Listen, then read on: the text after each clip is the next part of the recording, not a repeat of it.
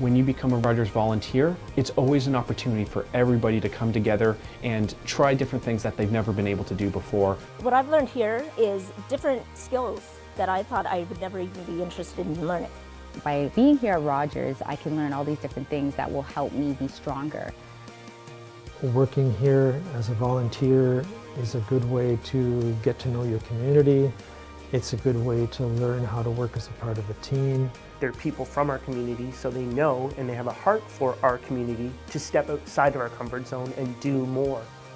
Don't be afraid, because this is where you're going to gain the most valuable experience that you can use in your future. I encourage everybody to be a volunteer at Rogers TV because not only do you grow professionally, you grow personally as well.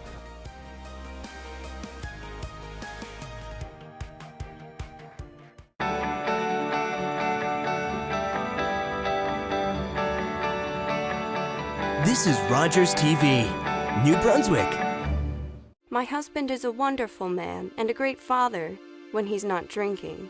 I'm so angry he chooses alcohol over us. If he really loved us, he'd stop drinking, right? My counselor suggested I try Al-Anon. I didn't understand why. I'm not the one with the problem, but I'm glad I went. Do you worry about someone's drinking? You are not alone. Al-Anon or Alateen can help. Call 866-200-0033 or visit alanon.org/hope. Hey, it's Chris and Chris from New Brunswick's favorite sports show here, Across the Line, where we talk about everything from local sports across the province, whether it's hockey, baseball, or basketball. Where can we find it, Chris? Hey, as always, your favorite network, Rogers TV.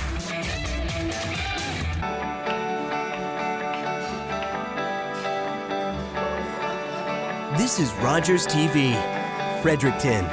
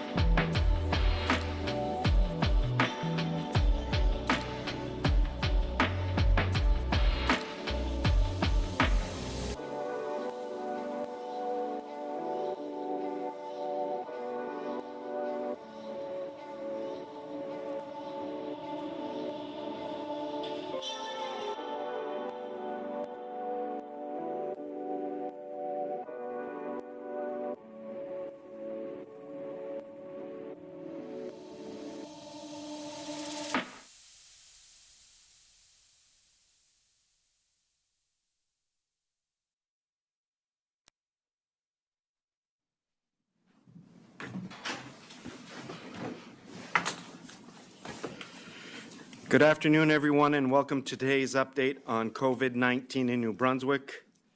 Bonjour tout le monde et bienvenue à cette mise à jour sur le COVID-19 au Nouveau-Brunswick. Les porte-paroles aujourd'hui sont le médecin hygiéniste en chef, la Dr. Jennifer Russell, et le Premier ministre, l'Honorable Blaine Higgs. Speaking on behalf of the province today are the province's Chief Medical Officer of Health, Dr. Jennifer Russell, and the Honorable Blaine Higgs, Premier of New Brunswick. Dr. Russell.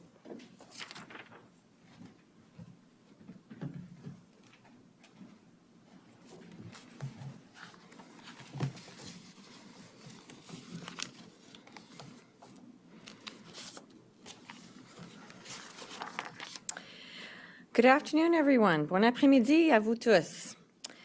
Et je suis vraiment heureuse aujourd'hui que j'annonce pas un nouveau cas de COVID-19. Alors, c'est des bonnes nouvelles, mais on a encore des gens qui sont hospitalisés et on devrait vraiment penser à eux et leurs familles. Alors, mon allocution aujourd'hui, ça ressemble énormément à celle d'hier, mais je ne m'en excuse pas. Quand j'ai le plaisir d'annoncer des nouvelles encourageantes, je suis toujours heureuse de me répéter. Et quand je dois faire passer un message d'importance cruciale, je n'ai aucun problème à me répéter non plus. Encore une fois aujourd'hui, je suis heureuse d'annoncer qu'il n'y a aucun nouveau cas de COVID-19 au Nouveau-Brunswick et le total de cas demeure à 117 dans la province. Notre taux de rétablissement continue d'être élevé, alors que le nombre de personnes infectées ayant dû être hospitalisées demeure faible, mais encore, il y a des gens qui devront recevoir nos prières et nos pensées aujourd'hui. Nos établissements de soins de santé n'ont pas été submergés. Ça, c'est des bonnes nouvelles aussi. Today's remarks will sound a lot like yesterday's, and I make no apologies for that. When there is encouraging news to deliver, I'm always happy to be repetitive, and when there is a serious message to get across, I have no difficulty repeating myself. So once again, I'm pleased to report today that there are no new cases of COVID-19 in New Brunswick, and our total remains at 117. Our rate of recovery continues to be strong, and our hospitalizations continue to be low, but there are people hospitalized nonetheless, and they really deserve our thoughts and prayers. Our healthcare facilities have not been overwhelmed, and thankfully, we have yet to record any deaths due to this epidemic. We continue to look for new cases, and so yesterday we did a total of 586 more tests, and this is our largest one-day volume since the beginning of this event. We must not give this virus any breaks. Everyone needs to keep doing what they are doing. Our neighbors all around us in other jurisdictions don't have that kind of good news to report, so because we know about these situations elsewhere, we do really still have to be very vigilant. Every New Brunswicker must continue to stay at home as much as you possibly can. When you do go out, you must continue to keep your interactions with others brief. I could just press repeat because this is the same thing I said yesterday as well, but I'll keep saying it. So you have to stay 2 meters away from each other when you're outside and out and about, between yourself and others whenever possible. And when it's not possible, then I do suggest that you wear a non-medical facial covering that covers your mouth and your nose so that you do not spread COVID-19 inadvertently to someone else. Every New Brunswicker must wash their hands frequently and thoroughly every day. Lorsque vous ne pouvez pas respecter les consignes de distanciation sociale, je vous suggère de porter un masque non médical qui vous couvre le nez et la bouche afin de ne pas transmettre une infection de vous que vous pourriez avoir sans savoir. Tous les citoyens du Nouveau-Brunswick doivent bien se laver les mains fréquemment, tous les jours. And if you have any 2 of the 5 symptoms I have described, high fever, sore throat, persistent cough, runny nose, and a headache, call 811 or call your family doctor or your nurse practitioner and follow the directions that you receive. If you are directed to self-isolate, do not go outside your home. Ask a neighbor or a family member to get your groceries and medications. And until it is certain that you are not infected, please refrain from any activity that might allow the further spread of this virus.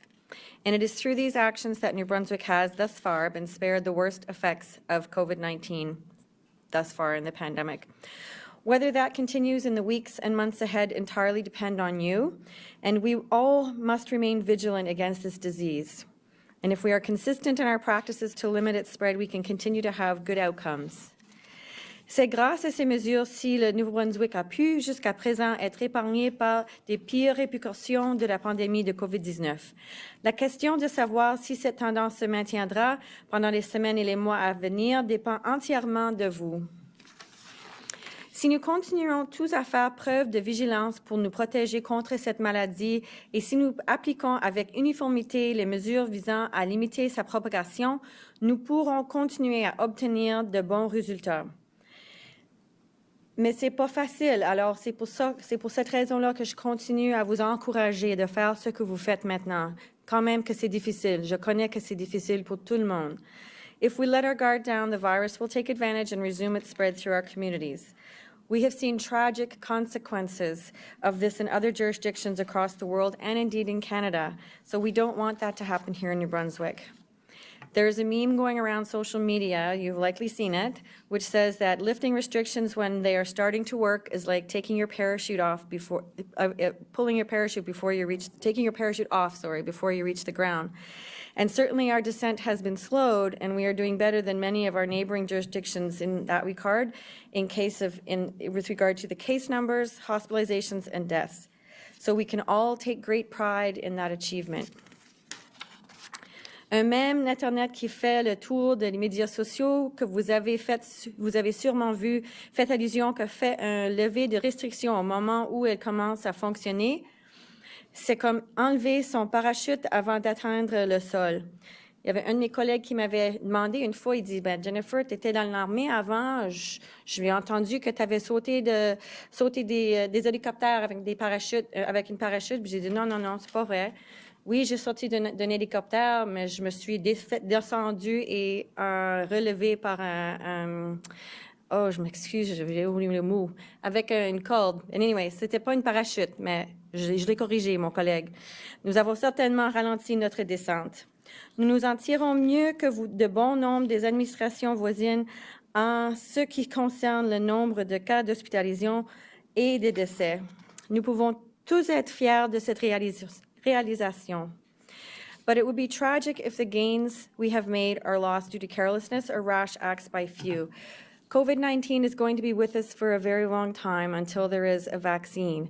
So no matter what happens in the future, in the weeks and months ahead, we will always have to take care to follow public health measures to stay safe. It only takes a few cases to start rising exponentially in terms of the numbers, and we don't want that to happen ever. Our effectiveness in limiting the spread of this disease is shown in our test results currently.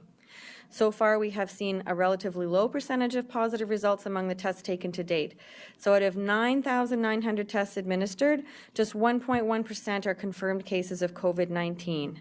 So far, that demonstrates that our measures are working, and we are proving their effectiveness every day. But what we have to do is keep proving it and keep improving on all the things that we're doing right now. And what we do collectively matters, but what we do individually really matters. So it is thousands of individual decisions and actions made by New Brunswickers each day that is making it possible for us to slow down the spread of COVID-19. So please keep making good choices for your own health and that of your community. We haven't reached the ground yet, so keep your parachute on. Thank you. Merci.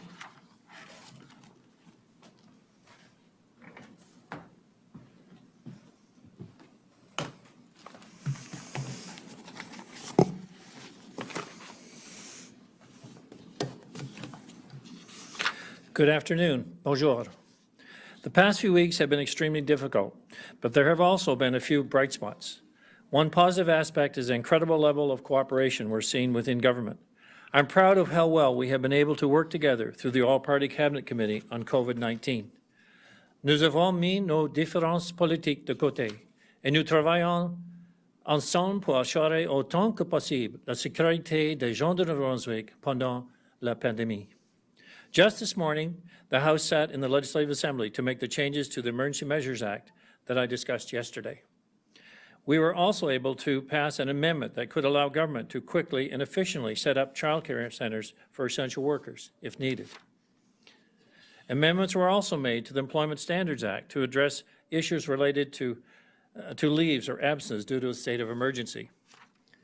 When we have needed to pass legislation during this time, we have kept the number of members in the House limited and have practiced physical distancing. We've all been working together to do what needs to be done while putting the safety of New Brunswickers first. This morning, Environment and Local Government Minister Jeff Carr and I participated in a call that included the municipal associations and all the New Brunswick mayors. 114 participants in total. Municipal governments are facing many challenges right now. I was grateful to have the opportunity to respond to some of the mayor's questions and to address many of their concerns. Je sais que les gens ont plusieurs préoccupations concernant la reprise économique et le rôle que les municipalités vont jouer. Comme je l'ai dit au maire des municipalités ce matin, notre gouvernement travaille déjà activement sur ce dossier et nous examinons un certain nombre de plans et de stratégies possibles. Nous aurons plus d'informations à ce sujet dans les prochaines semaines. One thing I know for certain is that this is a partnership. Just as the provinces must align nationally, municipalities need to align provincially.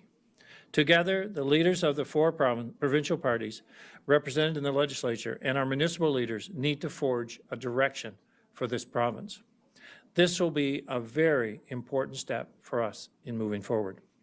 No matter which party comes into power in the future, there must be a roadmap for recovery, independent of partisan politics and agreed upon by all. I commend Dr. Russell for her work in continuing to increase our testing program. It's encouraging to see more tests and fewer new cases.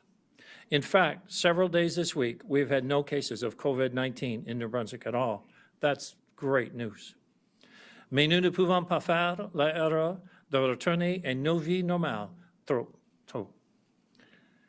Si nous le faisons, nous pourrions assister à un résurgence de cas. Tout le monde doit plutôt continuer à faire sa part d'effort. Even once the current restrictions are reduced, I must caution all New Brunswickers, as I said during this morning's meeting with the mayors, we are not going back to business as usual anytime soon. We are all going to need to adjust to a new normal. We will still need to take extra safety precautions as we go about our days, such as practicing physical distancing. New Brunswick borders may need to remain closed for some time, and travel restrictions could stay in place. Festivals and celebrations that we all look forward to attending in the summer months are likely to be canceled or postponed this year. We won't be able to get back to our regular routines right away. This new normal is going to apply to New Brunswick business owners as well.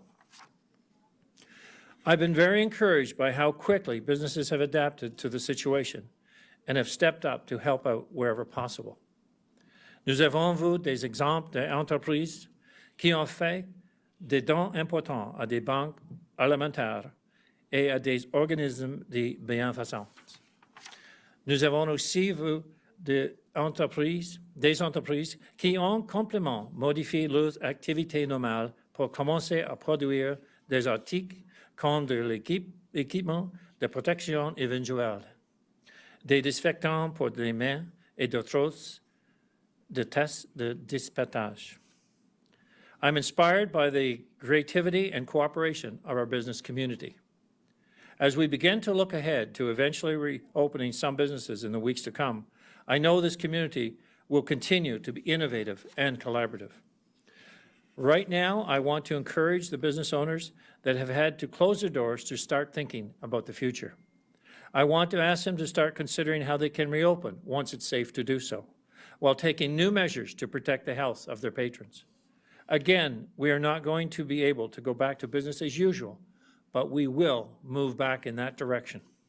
Business will have to think about how they can incorporate protocols like physical distancing. They may need to consider providing equipment like masks or gloves to their staff and perhaps their customers, depending on the nature of their business. We still aren't at the point where non-essential business can reopen, but it's important that they take these factors into account as they plan for the future. I've always said that New Brunswickers are resilient, and we've certainly proved that to be the case during this pandemic. The vast majority of us have been patiently following the direction of public health. Nous restons à la maison. Nous maintenons en distance physique sécuritaire en nous et les autres personnes. Nous lavons nos mains régulièrement et adéquatement. We've been doing our part to flatten the curve. This is no time to get lax. This is a time to ensure that we can continue on the very positive record that has been established.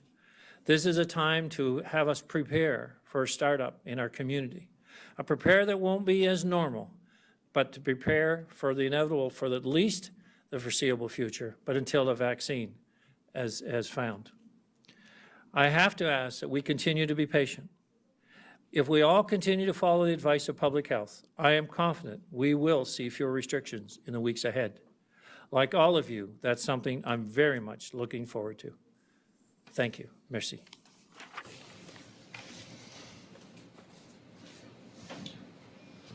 Thank you, Premier. Thank you, Dr. Russell. We will now proceed with questions from the media. You have the right to pose your question in the language of your choice. Merci, Monsieur le Premier ministre et Dr. Russell. Nous allons maintenant procéder aux questions des journalistes. Vous avez le droit de poser vos questions dans la langue de votre choix. Vicky Hogarth, Charlotte County TV. Thank you, Bruce. My first question is for the Premier. Premier Higgs, Saskatchewan, British Columbia, Ontario, Quebec, and Manitoba have all deemed funeral service providers as essential workers to ensure they have access to things like PPEs to minimize risk and delays as they do their jobs. Will New Brunswick be doing the same? Well, I think that in New Brunswick case, our restrictions were a little different in the sense that we focused on what were public-facing businesses.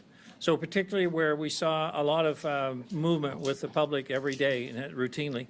So the fact that nursing or certainly funeral homes are still operating would be a case of following the protocol, following the distancing, following the masks if needed for employees.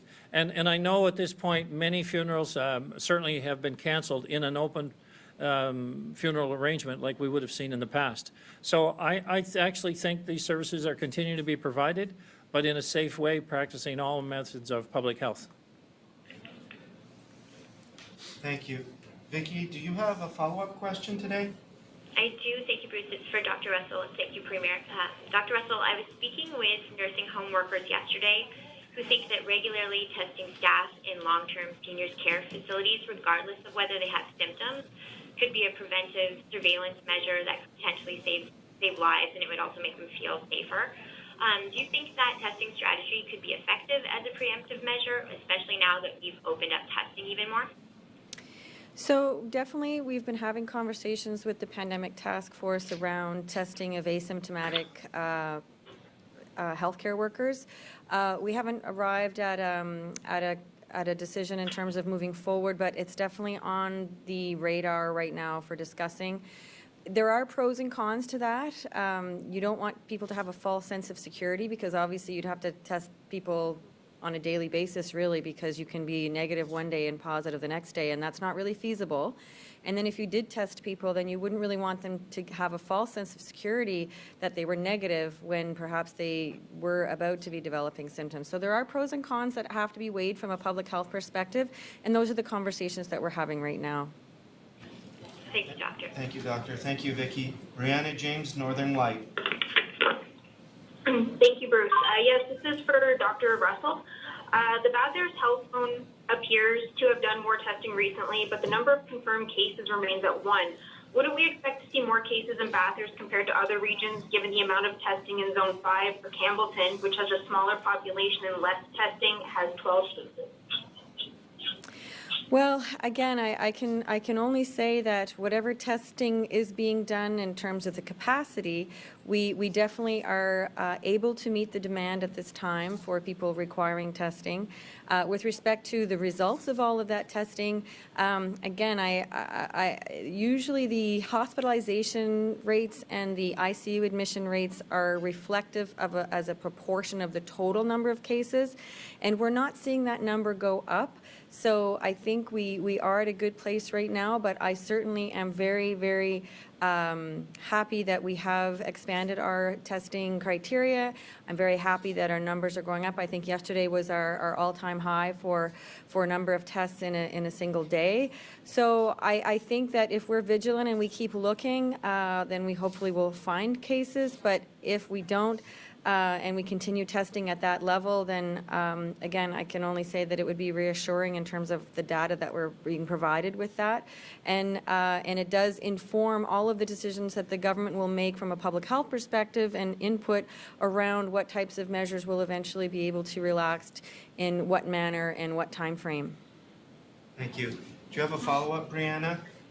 No, I'm good. Thank you, Bruce. Thank you. Elizabeth Fraser, CBC.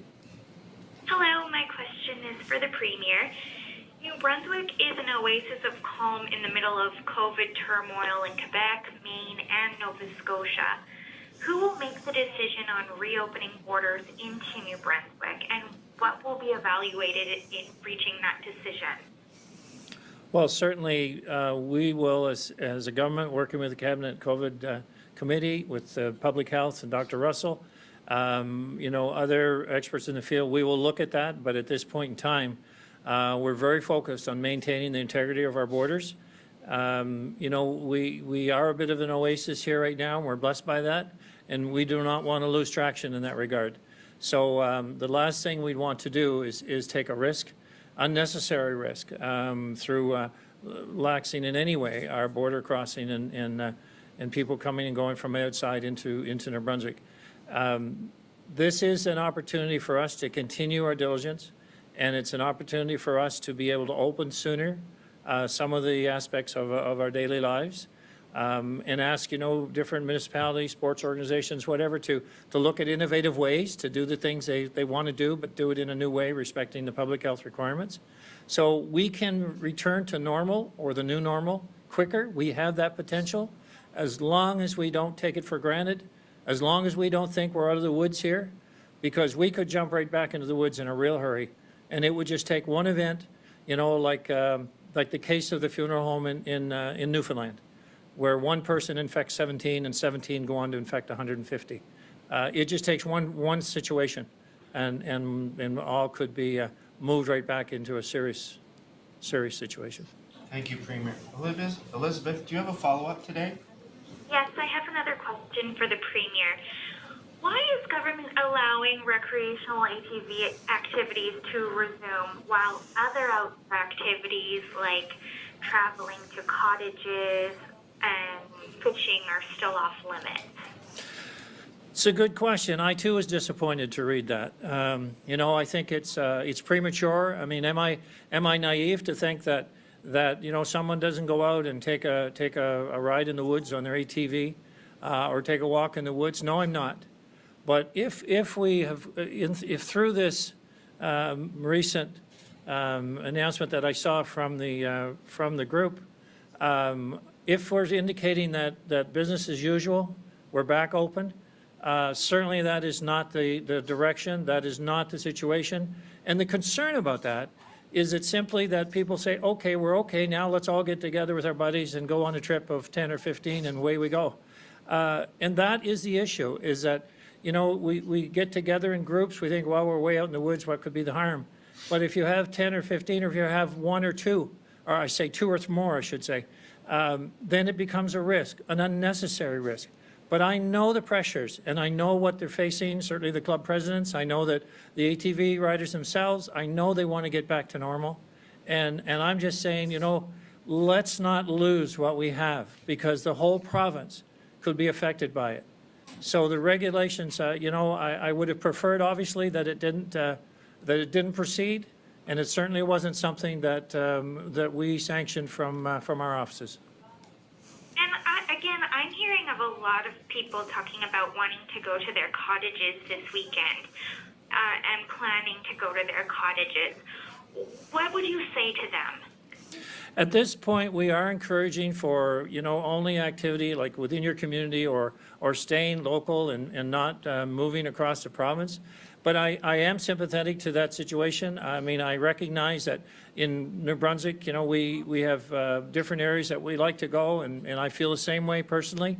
And I'm hopeful that we'll work through a program here with public health that will allow us to have some freedom within our province and to be able to do that soon.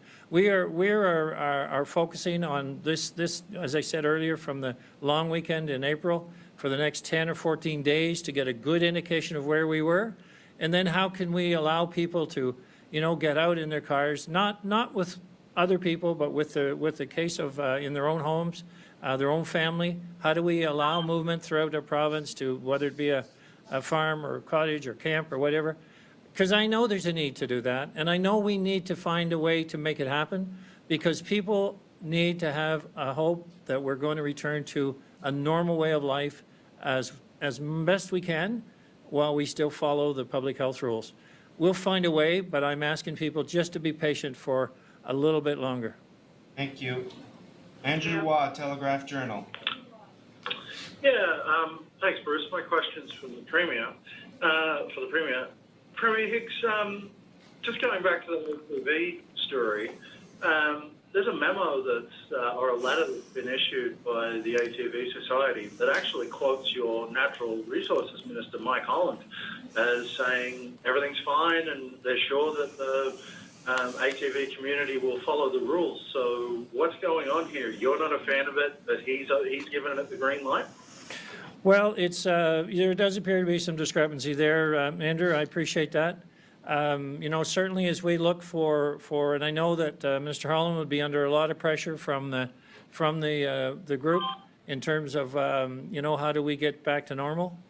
So I will just ask now for, clarity amongst the group and the clarity amongst the president of the ATV club or the association is to recognize that we cannot have large groups. We cannot have 5 and 10 people, 2 or more people that are traveling and congregating no matter where they do it in the woods, because that could bring the virus back to their respective homes.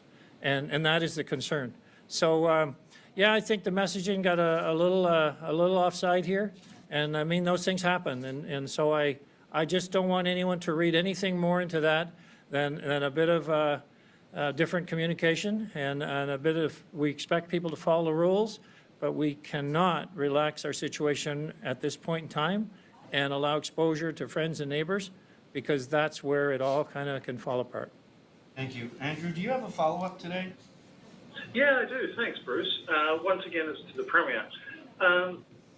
Premier, you made a reference in your opening remarks about how some summer festivals and concerts might be cancelled. We're hearing that that's already kind of happened. The 506 concert in St. John, for example.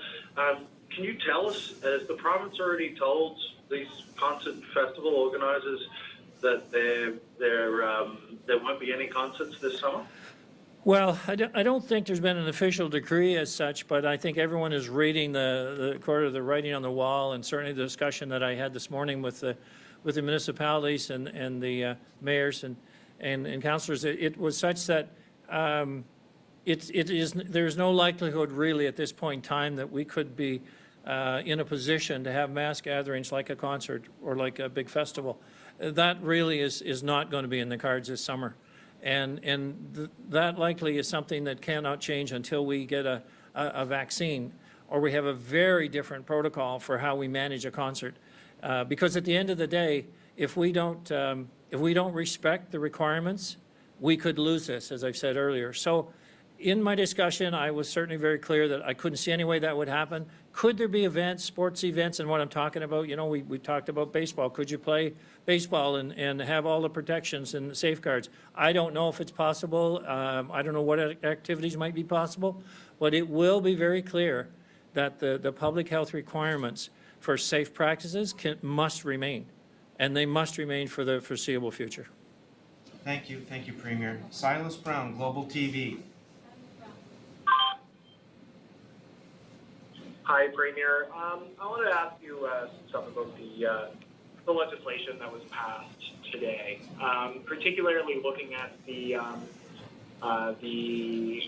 emergency daycare centers. I'm curious if you can walk us through some broad strokes of how that's going to roll out. The act itself, the amendment it really just says that it gives the minister, the government, basically the power to do this. But I'm curious how this is going to work, or if you can give us something at least broadly about how it will work.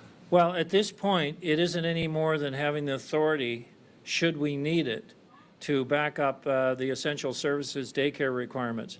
So that is all. In some areas, it was more difficult to find daycare for essential services workers, and that was the reason that, okay, if I have that in place, then that would mean we could use school facilities. The minister could make moves forward in order to provide a facility if needed.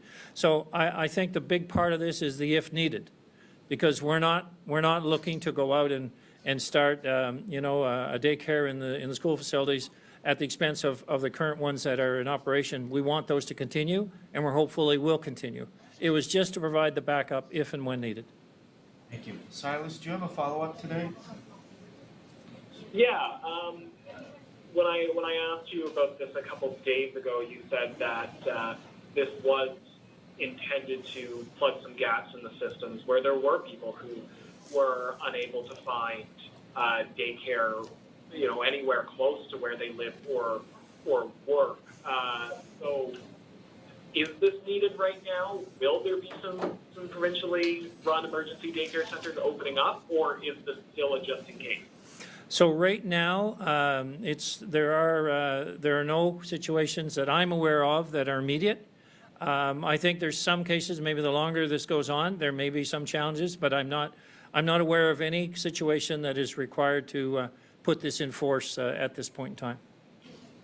Thank you, Premier. Thank you, Silas. Adam Harris, Telegraph Journal.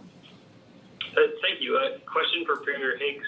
Premier, in your discussions with the premiers last night, did you broach the idea that New Brunswick could be one of the first provinces to begin peeling back the restrictions in place? What was the reaction to that? And is there any call for a national coordination at all? Yes, Adam. In both cases, there was a discussion with the Prime Minister about, there are different regions of the country that could be in different positions for opening up and kind of in a direction for recovery. And because up to this point, the Prime Minister has been talking about Canada as a whole and, the year and a half or year out. Now, we know that the vaccine is, potentially that long away, so I think that was guiding much of his comments. What we talked about and what we provided was there are very differences across the country, and we referenced three provinces particularly. We were one, Saskatchewan was one, and PEI was another. And it was, we may be in a different position, but again, I caution that that both the direction from public health is favorable to any changes we make, and that we can do it in conjunction as we move forward in the right direction. But we were asking, and I guess making it very aware, as Premier Moe was as well, and as Premier King was, that there may be some areas that we felt we could move forward while at the same time protecting our border strengths. Because I don't see anything immediately changing in our certainly the control around our borders. And if PEI and New Brunswick were in a little different situation, you may think about that. But right now, we're pretty focused on protecting our border. Thank you. Do you have a follow-up, Adam? Yes, please. This one's for Dr. Russell.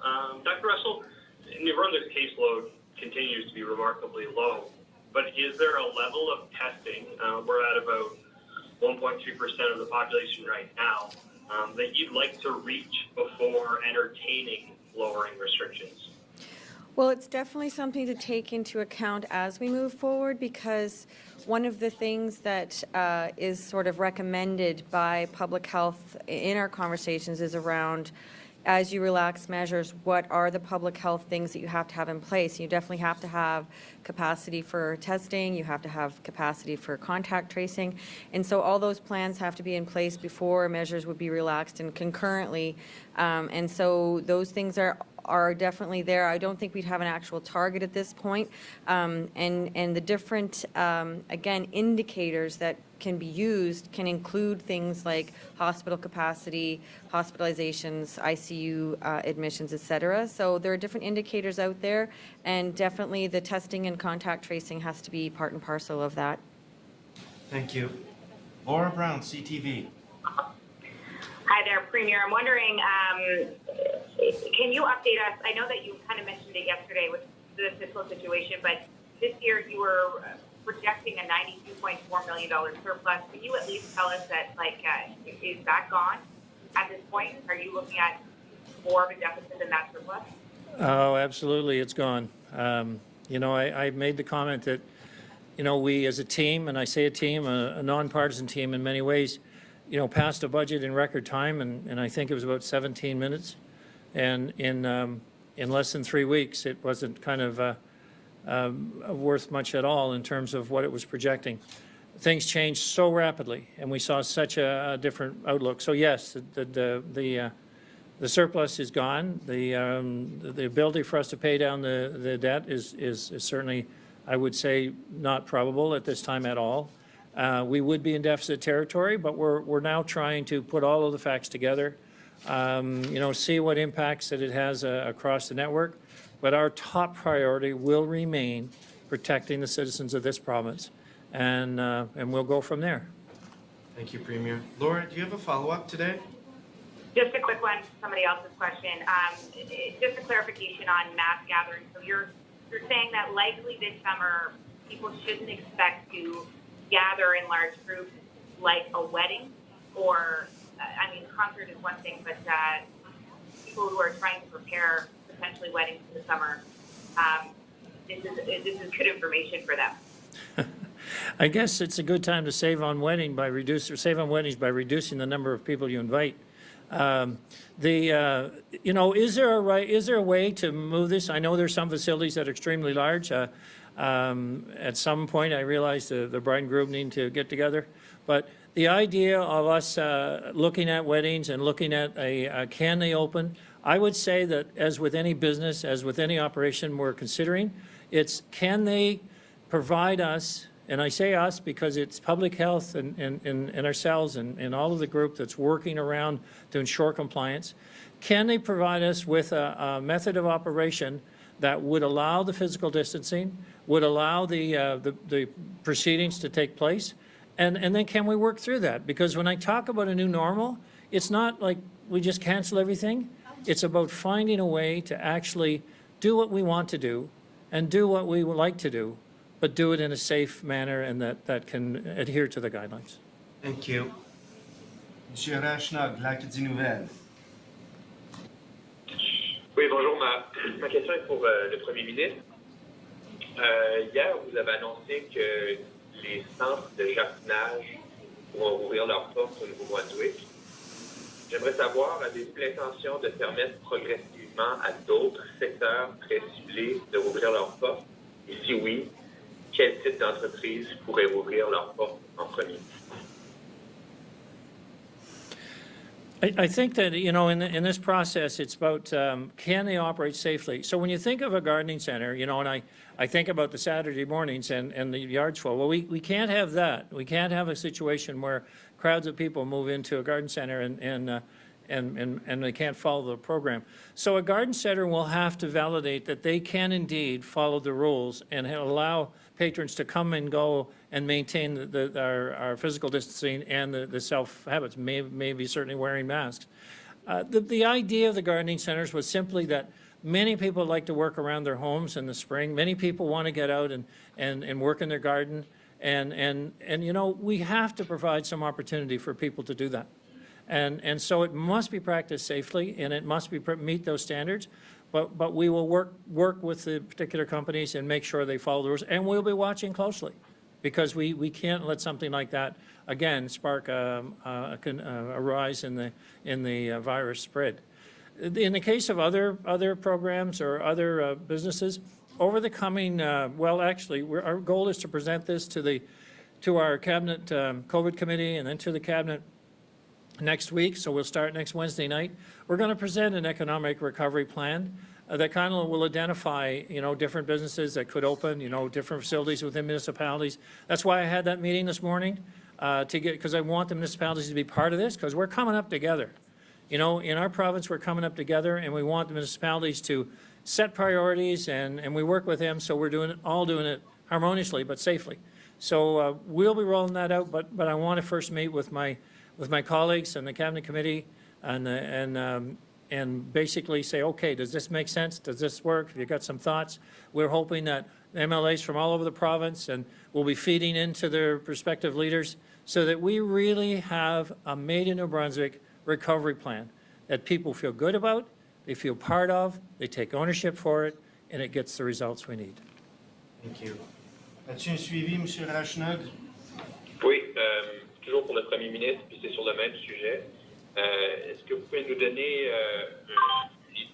une idée des secteurs ou du type d'entreprise qui pourraient peut-être reprendre leurs activités en premier? I think you could see, retail shops that, can control the aspect of people coming and going. So you could see more activity around retail. You could see more activity around maybe different shops, whether it be, hairdressers or whether it be, but they wear the protective equipment. We have real good protocol. It can vary because we're looking at trying to open up society again, get people back to work, but in all cases, having a very strict protocol of what's required to meet the standards. And I think, given what we've seen to date and the large compliance rate, I think people are ready to get back to work, but they're ready to do it properly. Thank you. Merci, M. Rachnog. Daniel McCready, CBC. Hello there. My question is for the Premier. The Cities Association is calling for provincial and federal support to help keep transit systems operating during the pandemic as they face reduced fares, lower ridership. Is that something that the province is considering, supporting, transit systems? So we are in discussions about that. Of course, we have to look at the ridership and make sure that it is reflective. The routes are reflective of what's actually the demand is, and so it's reasonable in that sense. But we're looking and working with municipalities in all aspects to determine what are their priorities and what is the area that they need to focus on the most to start up and to have continue. So yes, I have said to them that it isn't a blanket approach. It isn't one, because there are federal programs that we look at that will be part of this. And anywhere from what we've heard in terms of the financing, and I know according to the Municipal Financing Act that they're not allowed to run a deficit. Well, in this situation that likely will change, and we've seen other provinces do that, and we discussed that a bit this morning. So I want to work with them. So it's not a cookie cutter approach, but it is an approach that brings the best value to the particular municipality. Do you have a follow-up? Yes, also for the Premier, healthcare professionals have been coming out of retirement to help during the pandemic. Is there still a need for them? And, do we have enough staff across the province, especially in nursing homes? It's my understanding, and I'll certainly let Dr. Russell if she has anything to add to this, but it's my understanding that our current staffing levels are good. I know that there's discussions, and I'm very pleased to say that working with the unions and prior to this with their agreements that we could have look at movements as needed. We're certainly monitoring very closely to ensure people's work schedule is appropriate, that we're not seeing situations that people are working excessive hours and getting tired and unnecessarily, because we don't want to allow that to happen. There's been some discussion about I think in terms of temporary casual workers and movements, so that's being looked at so we can ensure that workers can work in one facility. So we're looking at all these mitigating factors, and I know it's being worked at in health and in social development, because we want to be sure and we want to hear about it. So certainly if there are any issues related to the workplace, my office is open, but I know there's lots of avenues to have those discussions to make sure they're addressed and addressed quickly. Thank you, Premier. Matthew Wacomo, l'Acadie Nouvelle. Bonjour, ma question est pour M. Higgs. Le chef du Parti vert, David Kuhn, demandait tout à l'heure une reprise des travaux à l'Assemblée, une sorte de retour à la normale, tout en suivant les directives de la santé publique. Qu'est-ce que vous pensez de cette idée-là et est-ce que c'est possible à votre avis? This was a discussion that we had as a group of 4 leaders this past week, and the general consensus at the end of it, we were just putting in place another 2 weeks of the Emergency Measures Act, and we would re-look at this 2 weeks from now and determine whether we are in a better position to bring the legislature back. You know, various discussions around the room were related to, you know, should we be, it is necessary to get democracy back in action. Are we able to move forward in a proper way? I guess, you know, thinking about how we've been working effectively together in how we establish the economic recovery model, I really believe we're kind of onto something here with the nonpartisan approach to building an economy roadmap, an economic recovery roadmap, and something that will stand the test of time, at least till we get up and running. We build long-term targets, we build a plan forward, and we build a process that, as I said in my speech this morning, that becomes something that can stand the test of time, but more importantly, it isn't felt it has to be reinvented through every new government or through every new election. It may have to be revised, updated, changed, refocused, but you're on a path of recovery and a path to a future rebuild and to go well beyond where we were as a province. Je vois comment as-tu suivi? Oui, s'il vous plaît, toujours pour M. Higgs. Avez-vous peur que le retour de la période de questions et puis le retour des déclarations des députés pourrait peut-être nuire à cet effort non partisan de relance et de gestion de la pandémie? Est-ce que c'est pour ça qu'on n'a pas encore vu une période de questions, par exemple, à l'Assemblée? Well, the reason we haven't had a question period is because when we're asking others not to have gatherings in a place, then who are we to be different than that? So we're only following our own rules and the rules of public health in that sense of protocol. So there's the rationale for not having the legislature be as normal. However, if you think about the legislative process, there probably isn't any place that's more it's more pronounced to have the partisan politics you know, be front and center. So but the reason to return will be based on our public health condition and the ability to return because of that. Merci.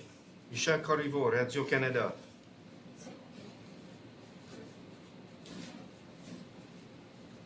Oui, bonjour. C'est une question pour Dr. Russell. J'aimerais savoir, Dr. Russell, quelles mesures ont été prises au Nouveau-Brunswick pour éviter de se retrouver dans une situation avec les foyers de soins comme vit le Québec en ce moment? Alors, il y a beaucoup de leçons qu'on peut apprendre de nos voisins dans d'autres provinces. Alors, on a des directives du Santé publique du Canada, l'Agence de santé publique du Canada. On a des directives ici, pas de visiteurs en hors. Il y a des questions que tous les staffs ont besoin de répondre avant rentrer. Il faut prendre la température. On travaille beaucoup avec un groupe de travail, avec les mesures je m'excuse. Dans le département de santé, on a un groupe de travail pour les foyers de soins avec le développement social aussi. Alors, tous les partenaires, on discute c'est quoi les choses qu'on devrait faire pour que les foyers de soins sont les plus sécuritaires pour les patients et pour les travailleurs. Même garder si les travailleurs devraient seulement travailler dans un endroit. Alors, ça, c'est quelque chose qu'on veut discuter aussi. Et alors, toutes les choses qu'on sait que devraient être en place pour que les endroits soient tellement, aussi tant sécuritaires qu'ils peuvent être, c'est des choses qu'on essaie de faire maintenant. Merci, M. Corriveau. As-tu un suivi? Oui, Bruce, merci. C'est toujours pour Dr. Russell sur le même sujet.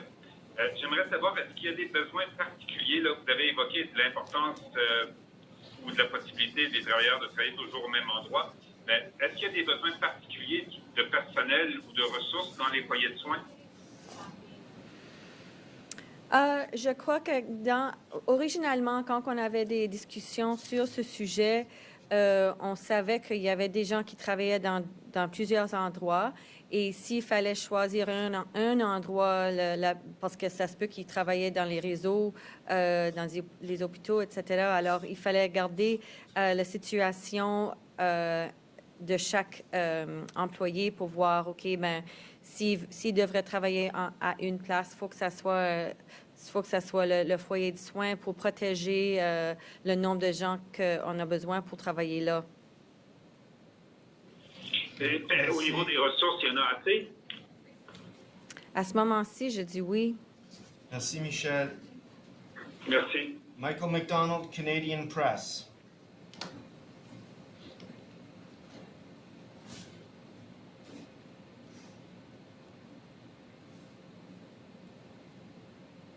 Michael?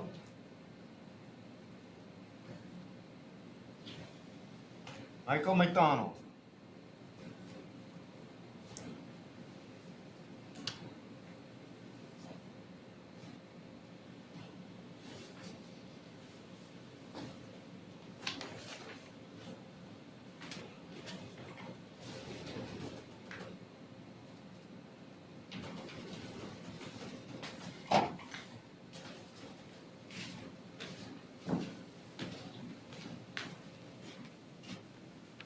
That concludes today's update. Thank you very much. Voilà la fin de notre mise à jour. Merci beaucoup.